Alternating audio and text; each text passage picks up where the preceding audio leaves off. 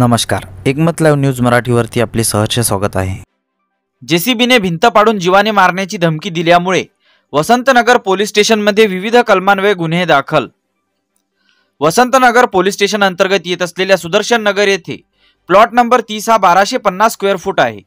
या प्लॉटचे मालक मधुकर धर्मा राठोड वय वर्ष 60 यांनी 10 वर्षांपूर्वी बांधलेल्या वॉल कंपाऊंडचे भिंत अनिल तगलपल्लीवार वय वर्ष 50 राहणार देवी वार्ड यांनी जेसीबी लावून दिनांक 5 जुलै 2024 रोजी सकाळी 10 वाजताचे सुमारास जेसीबी लावून भिंत पाडल्यामुळे मधुकर धर्मा राठोड यांच्या तक्रारीवरून वसंतनगर पोलिसांनी विविध कलमान्वये गुन्हे दाखल केले आहे।